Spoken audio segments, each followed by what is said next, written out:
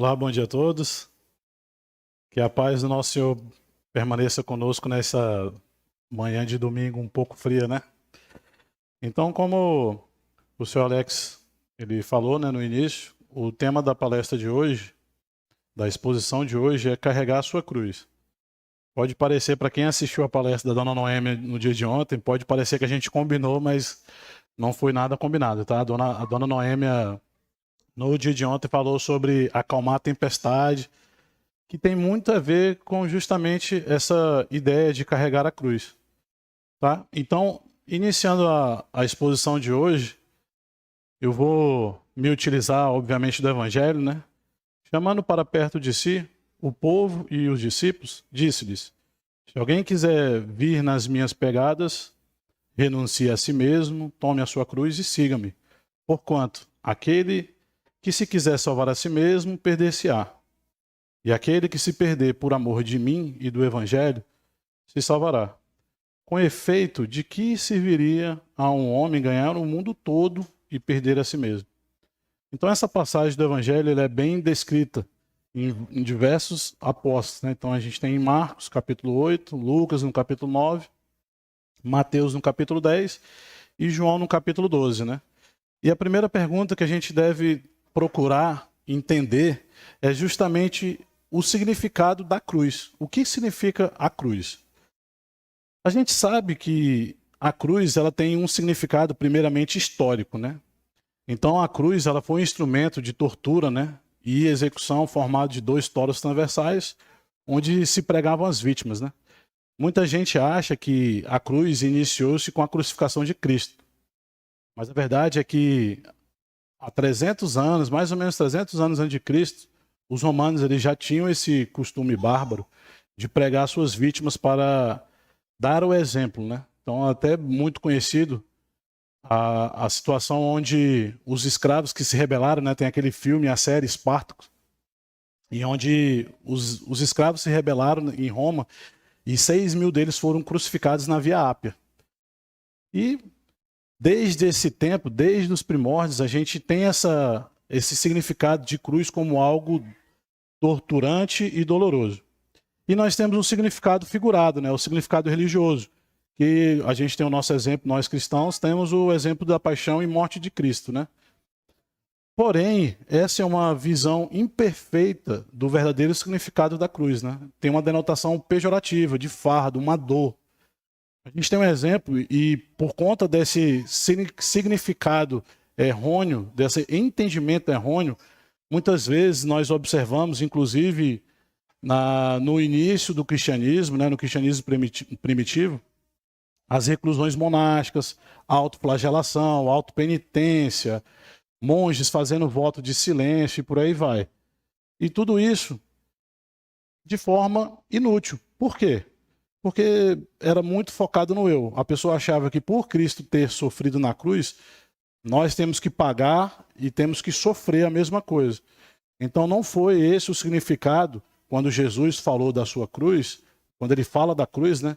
Não é esse significado de simplesmente a dor física, né? É um significado muito mais profundo. Inclusive, Jesus fala isso antes da crucificação dele, né? De renunciar a si mesmo, tomar a sua cruz e seguir seus passos. Ele não está premeditando a crucificação dele, por mais que ele soubesse. Mas ele está dando um significado, querendo trazer um significado muito mais extenso e muito mais profundo para os discípulos dele. E aí, nessa visão, a gente tem uma pergunta que a gente faz, né? Então, a dor, ela faz parte, ela é algo necessário para nossas vidas? E Chico Xavier, no programa Pinga Fogo, ele vem falar justamente sobre a dor. Porque nós sabemos que Deus não quer a dor.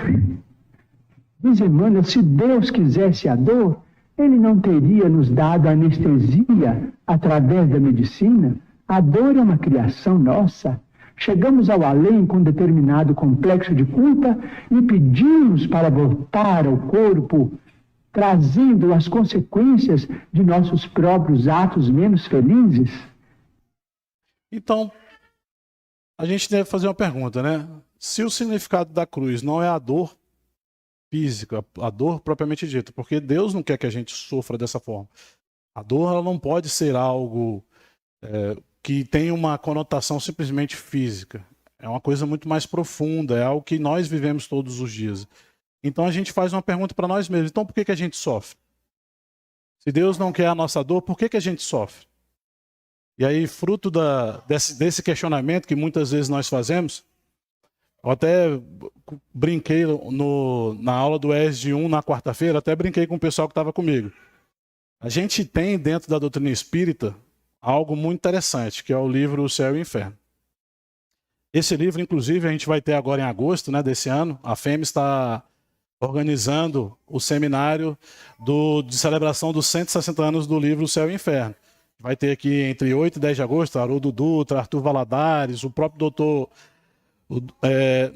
Arthur Valadares, Severino Celestino. Então a gente tem o próprio doutor Décio daqui, que frequentemente está aqui na casa, né? Então é interessante esse livro, que pouca gente na doutrina teve o prazer de ler. E eu até brinquei lá no ESD, eu falei, olha, dos todos os livros da codificação de Kardec, o livro que mais abriu minha mente e mais me impressionou foi o livro O Céu e o Inferno, porque ali está o gabarito da prova. Ali está o que Deus pede para a gente, né? E na primeira parte, no capítulo 7, a gente tem uma parte que fala sobre as penas futuras segundo o Espiritismo. Mais especificamente, o item 3 vai trazer o Código Penal da Vida Futura. São 33 códigos. Eu não vou trazer todos os códigos aqui, senão a gente ia passar aqui um seminário só falando sobre esses códigos. Mas eu convido a todos a realmente fazer a leitura. Então eu trouxe só alguns itens para que vocês entendam e compreendam o porquê que nós sofremos. Tá? Então, por exemplo, no 4º artigo desse Código Penal, ele fala que em virtude da lei do progresso, que é uma lei divina, que dá a toda a alma a possibilidade de adquirir o bem que lhe falta, como de despojar-se do que ele tem de mal, conforme o esforço e a vontade própria. Temos então que o futuro é aberto a todas as criaturas. Deus não repudia nenhum de seus filhos, antes recebe-os em seu seio à medida que atinge a perfeição, deixando a cada qual o mérito das suas obras. Ninguém conquista algo, ninguém adquire a evolução espiritual sem se esforçar de algum modo. Tem uma frase muito interessante que eu ouvi numa palestra de Arthur Valadares, que é uma frase atribuída a Chico, né? Em que ele fala que todos nós evoluímos desidratando, seja pelo suor do nosso trabalho, do nosso esforço, ou pelas lágrimas do sofrimento. Mas nós temos o esforço próprio como o princípio básico da nossa própria evolução espiritual. Então não adianta a gente achar que Jesus morreu pregado na cruz para nos absorver de todos os nossos pecados e a gente só precisa crer nisso. Isso não é justo e não está dentro da justiça divina. Nós temos que nos esforçar para conquistar o nosso espaço junto aos seres celestiais, né, aos nossos Cristos e até mesmo para ajudar na criação do nosso Pai. No artigo 9º, ele vai falar que toda falta cometida, todo mal realizado é uma dívida contraída que deverá ser paga.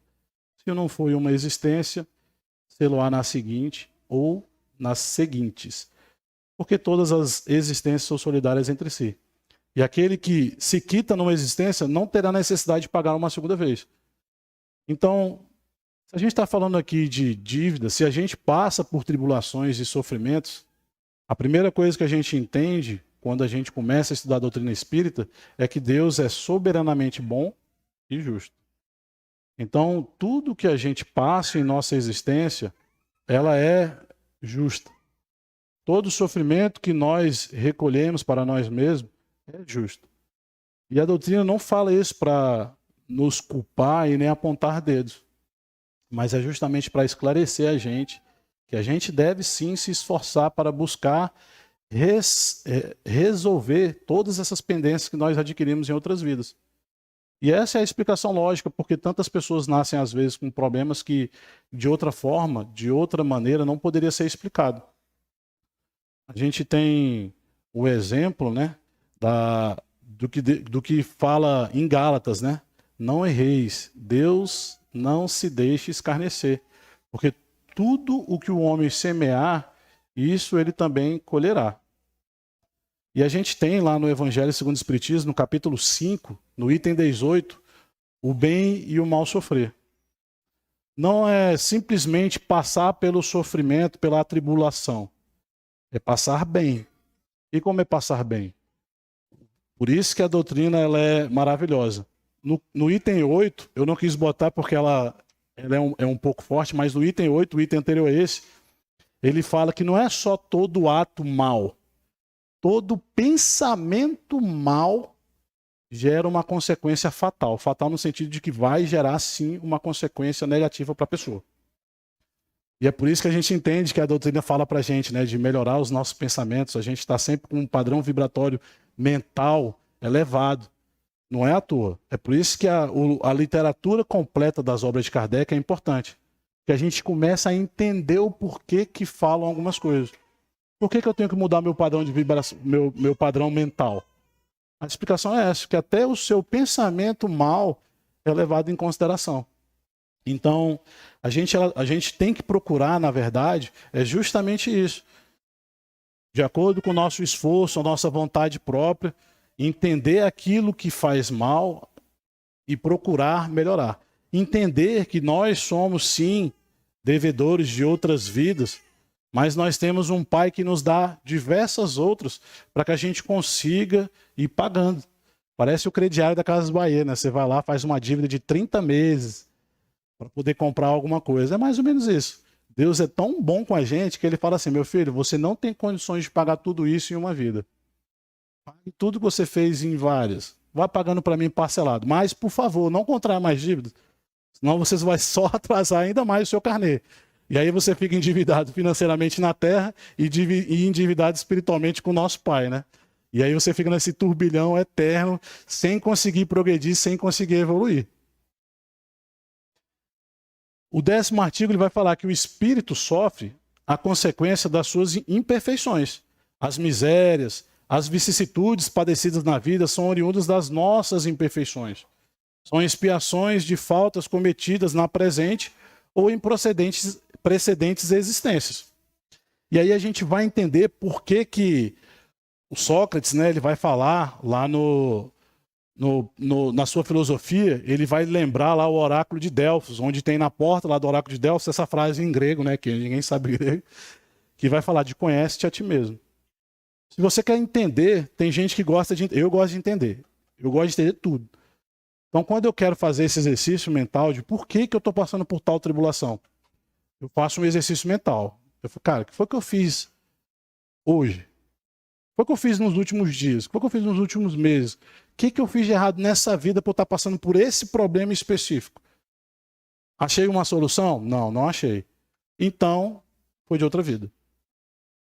E isso, podem ter certeza, se vocês fizerem essa reflexão de conhecer a si mesmo, vocês vão descobrir que todos os padecimentos de vocês ou são oriundos dessa vida, ou em sua grande maioria são de outras vidas. E é justamente nisso que dá a nossa resignação de entender. Se Deus é justo e está fazendo porque eu passo por isso, por meu próprio crescimento, eu não posso reclamar. Eu tenho que ser resignado e eu tenho que seguir em frente. E é justamente isso que a doutrina nos explica, né? Ela vem não só nos esclarecer sobre isso, ela vem nos consolar. Ela esclarece dizendo, olha, você é culpado por tudo que você está passando. Mas, ao mesmo tempo, ela nos consola falando assim, mas não se preocupe. Tudo de bom que acontece na sua vida também é mérito seu. E você tem condições, sim, de melhorar as suas próximas existências já a partir dessa. Tanto é que a duração do castigo depende muito da melhoria do espírito culpado. Por isso que ela é consoladora. Não existe aquela visão antiga, religiosa antiga, das penas eternas. Não existe um inferno eterno. O inferno ele é mental. Inclusive, eu não vou me recordar em qual artigo é falado sobre isso. E o inferno é uma criação da própria mente. O inferno é mental. Ele não é um espaço físico específico criado por Deus para que todas aquelas pessoas culpadas. E deste modo, o espírito ele é sempre o árbitro da própria sorte, podendo prolongar os sofrimentos pela penitência do mal, ou suavizá-los e anulá-los pela prática do bem. Então, Deus coloca, é por isso que o esforço e a vontade é próprio. Deus coloca nas nossas mãos a oportunidade de nos melhorarmos. Toda aflição é uma oportunidade de resgatar algo do passado e poder repensar o futuro. Então, quando a gente entende isso, a gente começa a ser mais resignado e começa a agir conforme. Na pior das hipóteses, você vai suavizar um sofrimento já nessa vida. Por isso que Pedro vai falar, na sua primeira carta, que acima de tudo tende amor intenso um para com os outros, porque o amor cobre a multidão de pecados. É através do amor ao próximo que a gente começa a suavizar nessa vida todos os nossos débitos. Quanto mais cedo a gente entender isso, mais, entre aspas, fácil vai ficando o nosso dia a dia. Se não ficar fácil nessa vida, não se preocupe, a sua próxima vai ser uma maravilha. A gente tem no livro Céu e Inferno, eu vou explicar mais à frente que fica melhor no próximo slide.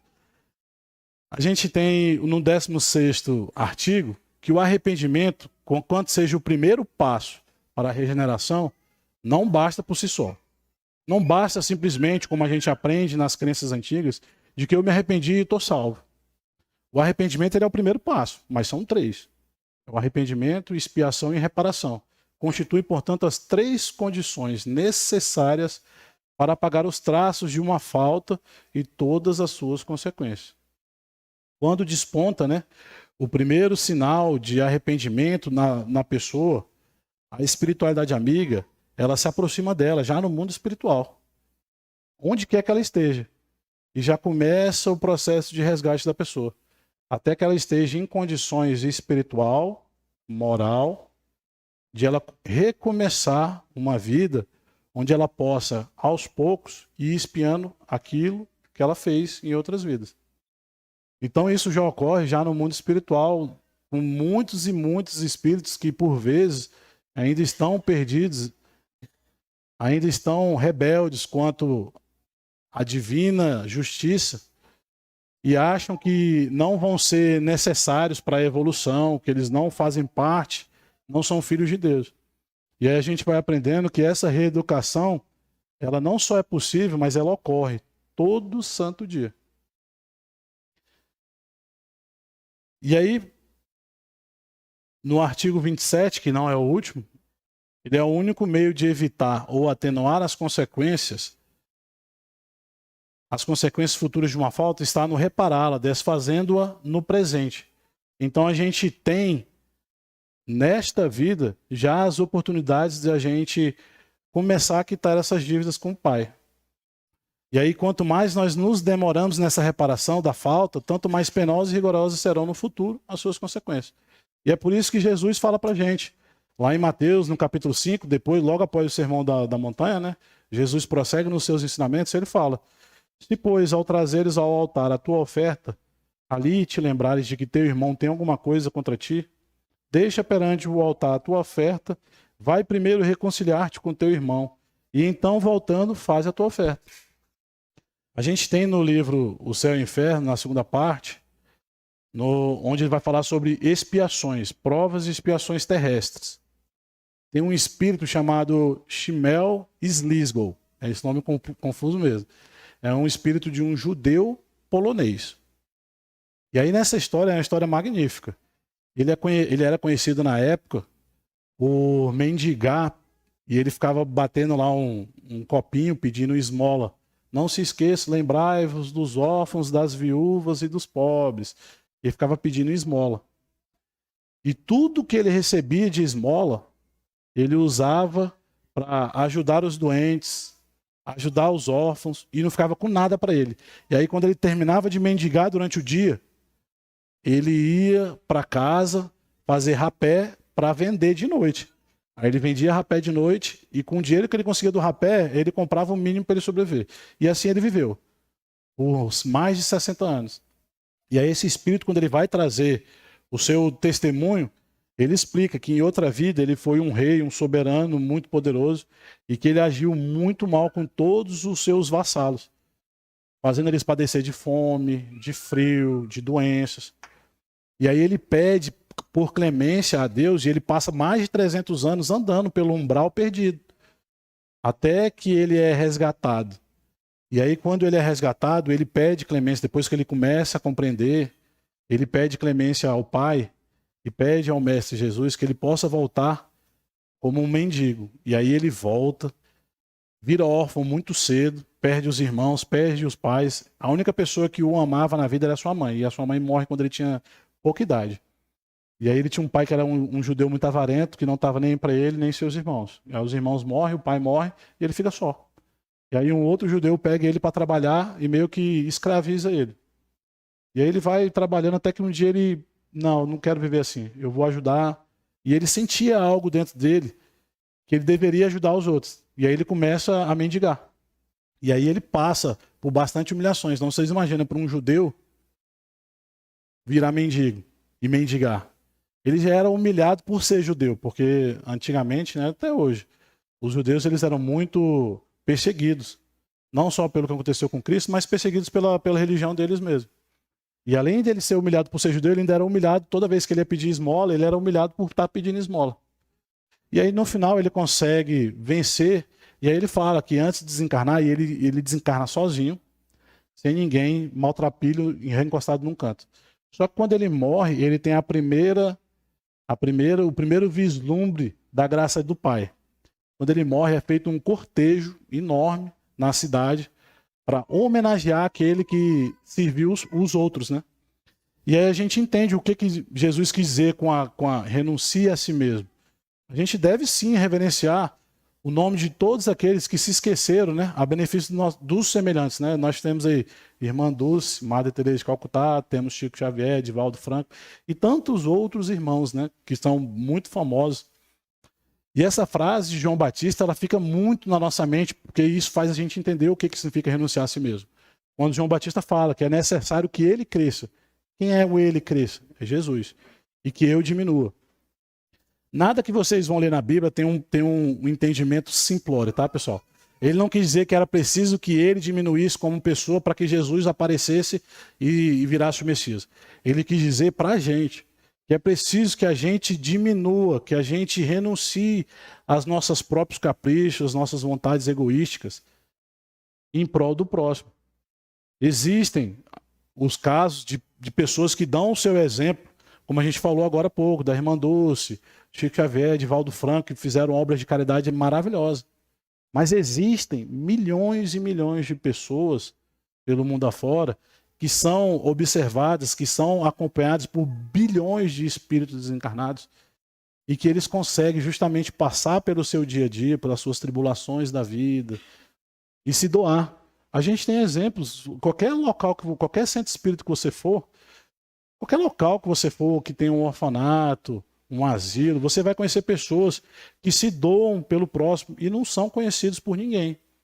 Mas são sim testemunhados não só pelo nosso Pai, mas são também testemunhados por todos os espíritos que nos acompanham. Por isso que a gente escuta, né? Que nós somos, né? Paulo vai dizer que nós somos acompanhados por uma nuvem de testemunhas. E nada mais é do que os espíritos que estão desencarnados. Sejam eles com intenções más com a gente, sejam os nossos benfeitores, os nossos guias espirituais. E aí a gente vai tentar entender, mas para nós espíritos então, o que é essa cruz? A cruz, no círculo carnal, no círculo em que nós nos encontramos, são as nossas provas, as nossas expiações, né? São as provações em família, a condição de um filho doente, a tolerância com um cônjuge, que às vezes está em desequilíbrio. Isso é uma cruz, que a gente tem sim que ter força para carregar, né? As catástrofes no plano físico. A gente teve ano passado as enchentes no Rio Grande do Sul que comoveram o Brasil inteiro. São uma cruz que nós temos que carregar em nosso meio, né? O abandono, seja em asilo, orfanato, os moradores de rua que nós encontramos em Campo Grande, lá perto da rodoviária velha, né? A responsabilidade pessoal e direta na garantia das obras de caridade. Por exemplo, um centro espírita se dedicar um pouco de si para trabalhar no centro espírita não é fácil. Ninguém aqui recebe um tostão para estar aqui. Tudo que é feito no centro espírita é uma doação de si em prol do próximo. Também é uma cruz que nós temos que carregar assim. São as responsabilidades que nós adquirimos no mundo espiritual. Inclusive, no Missionários da Luz, no início do livro, não vou me recordar se é no Missionários da Luz ou é nos Mensageiros. Acredito que seja no Mensageiros. É no Mensageiros. Onde há uma palestra no Ministério da Comunicação, e aí eles falam que os médios que faliram estão todos lá chorando copiosamente, porque eles faliram na missão de vir aqui ajudar o próximo. Sendo que a gente aprende dentro da doutrina que o médium, tirando os médios missionários, né? Chico Xavier e Divaldo Franco são os exemplos mais célebres, né? Todos os outros são médios por necessidade própria, para que ele possa trabalhar, para que ele possa ajudar o próximo, para que ele possa renunciar a si mesmo, pegar a sua cruzinha e seguir caminhando. As dificuldades orgânicas, sejam elas doenças graves, né, doenças físicas, as dificuldades financeiras, até as dificuldades, todas as tribulações que vocês puderem imaginar são cruzes que nós temos que carregar por incúria nossa. E no plano espiritual, a cruz que a gente carrega é uma cruz muito mais pesada. É a vergonha do defeito íntimo não vencido, do débito não pago. É por isso que a gente vê espíritos, quando desencarnam em desequilíbrio, e eles ficam se culpando, se martirizando por anos e anos, justamente por não compreender. Essa é uma cruz que a gente deve buscar nessa vida não sofrer quando a gente desencarnar, porque ela é uma cruz muito mais pesada. E aí a gente tem o sígame, né? O que Jesus quis dizer com sígame, né? Chorar em muitas ocasiões, sim, mas nunca desesperar. Errar, ainda vezes muitas. No entanto, retificar-nos em todos os lances da estrada, tantas vezes quanto se fizerem necessárias. E aí a gente tem uma passagem no Evangelho de João maravilhosa. Os últimos 2 capítulos do Evangelho de João já é depois da crucificação de Cristo. E aí começam as aparições de Cristo já ressurrecto, né? Ele aparece no capítulo 20, vai falar sobre as 2 primeiras aparições dele, onde ele aparece para Maria Magdala. Depois ele aparece para os discípulos, se mostra a Tomé, né? Que Tomé, quando Maria Magdala fala para que viu Jesus, e ele aparece na mesma tarde para os discípulos, Tomé não estava presente. Aí Tomé fala, eu não acredito, só acredito só tocar nas chagas dele, no lado dele aqui, que foi perfurado pelo lança. Aí 8 dias depois, Jesus aparece e fala, Tomé, toca aqui nas minhas chagas. Aí Tomé toca e fala, meu Deus, vós sois Deus. E um tempo depois, ele aparece de novo, quando os discípulos estão no lago Tiberíades, né? Eles estão lá, Pedro fala, eu vou pescar, e aí os discípulos vão junto. Aí Jesus aparece novamente para eles. Fala para eles, olha, tem peixe aí que eu estou com fome, ele estava na margem. E aí os discípulos, não temos, não conseguimos nada. Aí ele fala, então joga a rede mais à direita. E aí os discípulos acham estranho, jogam a rede e pescam lá 153 peixes.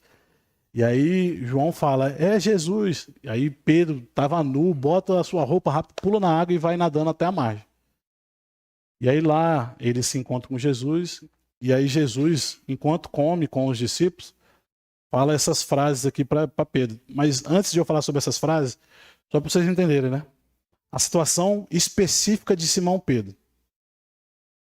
Pedro, o último encontro que Pedro teve com Jesus Cristo foi quando ele negou o primeiro. Ele corta a orelha de Malco, né, como a própria dona Noêmia lembrou a gente ontem. Ele corta a orelha de Malco, é repreendido por Jesus e logo em seguida ele nega Jesus 3 vezes. Então vocês imaginam como é que está o íntimo de Pedro, né?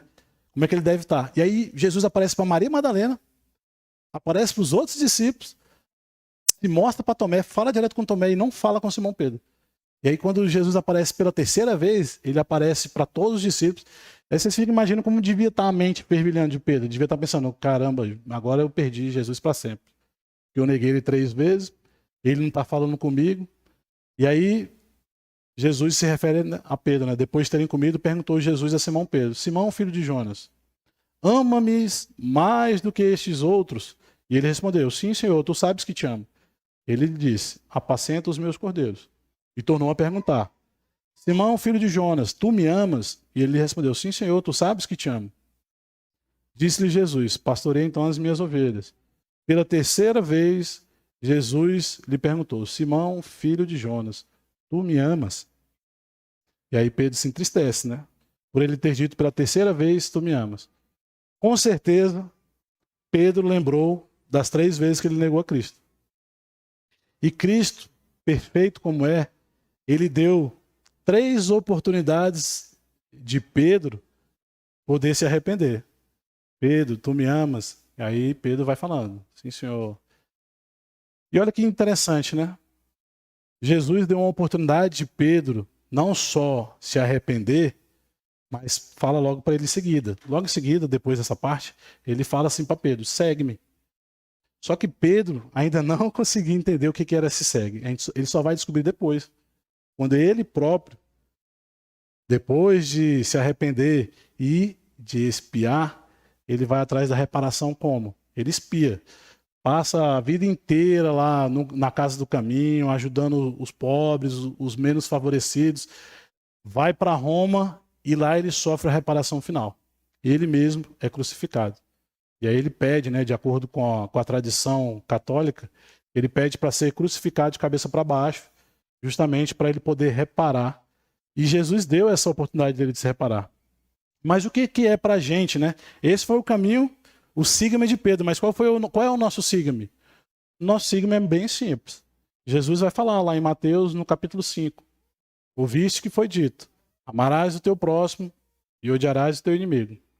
Eu, porém, vos digo: amai os vossos inimigos, bendizei quem vos maldize, fazei bem ao que vos maltratam, aos que vos odeiam, e orai pelos que vos maltratam, né, vos caluniam e perseguem, para que sejais filhos do vosso Pai que está no céu. Esse é o caminho que Jesus quer que a gente siga. E não é uma tarefa fácil, mas a gente tem condições sim, como a própria Dona Noemi falou ontem, buscando a oração, buscando entender como funciona a justiça divina, a gente se melhorar aos poucos. Já dizia Chico, né? Nós somos o que atraímos. Você nasceu no lar que precisava nascer, vestiu o corpo físico que merecia, mora onde melhor Deus te proporcionou, de acordo com o teu adiantamento. Você possui os recursos financeiros coerentes com as tuas necessidades, nem mais nem menos, mas os justos para as tuas lutas terrenas. Seu ambiente de trabalho é o que você elegeu espontaneamente para a sua realização. Teus parentes e amigos são as almas que você mesmo atraiu com tua própria afinidade. Portanto, o teu destino está constantemente sob o teu controle. Você escolhe, recolhe, elege, atrai, busca, expulsa, modifica tudo aquilo que te rodeia a existência. Teus pensamentos e vontades são a chave de teus atos e atitudes. São as fontes de atração e repulsão na jornada da tua vivência. Não reclame. Nem se faça de vítima. Antes de tudo, analisa e observa. A mudança está em tuas mãos. Reprograma a tua meta, busca o bem e você viverá melhor. Embora ninguém... E essa é a frase mais famosa, né? Embora ninguém possa voltar atrás e fazer um novo começo, qualquer um pode começar agora e fazer um novo fim.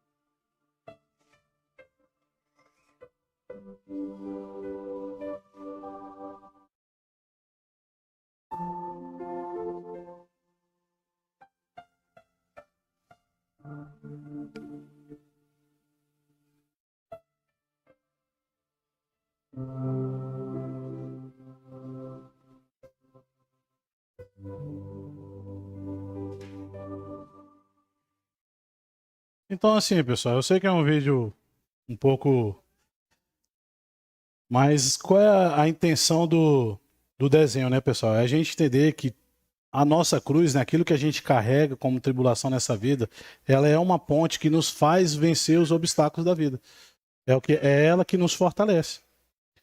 Então, qual é o peso da cruz que você carrega? Reflitam nesse peso dessa cruz e entendam que seja ele qual for, lembre-se de que o Cristo de Deus, ele nos aguarda no monte da vitória e da redenção. Portanto, não se queixe. Ore sempre por ombros mais fortes, para que a gente, né, tenha a força necessária para carregar a nossa própria cruz. Tá? E aí eu vou encerrar com ninguém mais, ninguém menos que Chico Xavier, trazendo para a gente o seu consolo. A Né? dor tem a sua função em nossa vida, mas o próprio Jesus aceitou o amparo de um sirineu.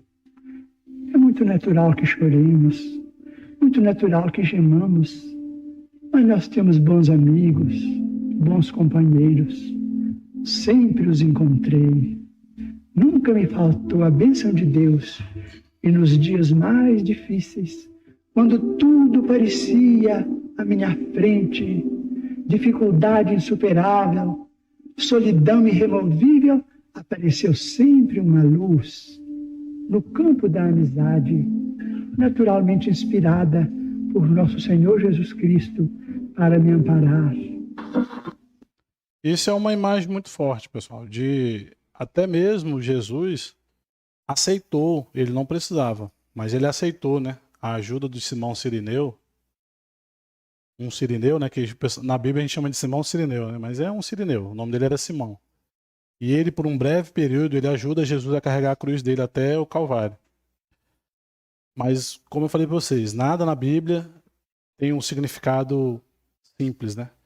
O Jesus falando pra gente, vocês não estarão nunca desamparados. E tenham certeza disso, que quando nós estamos imbuídos e com vontade de nos melhorarmos, a espiritualidade amiga, ela nos ajuda sempre. Aquela parábola do filho pródigo é a maior verdade do mundo. Quando o filho se arrepende e resolve voltar para a casa do pai, é uma festa. E lá no mundo espiritual, os nossos mentores, aqueles nossos espíritos familiares que nos amam muito, eles fazem uma festa tremenda, sabendo que a gente está voltando para casa. Então, tenho essa certeza de que nós nunca estamos só e nunca estamos desamparados. Obrigado, um bom dia a todos. Gostaria agora de convidar, né, aqueles que se sentirem à vontade para fecharmos os olhos e agradecermos ao nosso Pai Criador. Bendito e louvado seja sempre o seu nome, Pai. Amado Mestre Jesus, a quem nós agradecemos pela oportunidade de estarmos aqui reunidos, aos nossos benfeitores espirituais, aos espíritos dirigentes desta casa, nós agradecemos por oportunizar e pelo amparo de todos os dias. Nós agradecemos ao Pai Criador pela oportunidade da vida e ao nosso Mestre Jesus pela oportunidade de estarmos aqui nesse orbe, passando pelas atribulações, passando pelas dificuldades, e rogamos ao nosso Pai que possa nos abençoar sempre, nos dando cada vez ombros mais fortes e não fardos mais leves, para que nós possamos procurar a nossa evolução espiritual, ajudando a todos aqueles que nos cercam. E pedimos ao Pai que atenda às nossas necessidades, de acordo com o nosso merecimento, mas principalmente de acordo com a Tua vontade soberana. E pedimos, Pai, para que abençoe os nossos benfeitores, que têm uma tarefa difícil de nos orientar e nos guiar, e a todos aqui presentes, para que a sua paz e o seu amor permaneça sempre conosco. E que assim seja.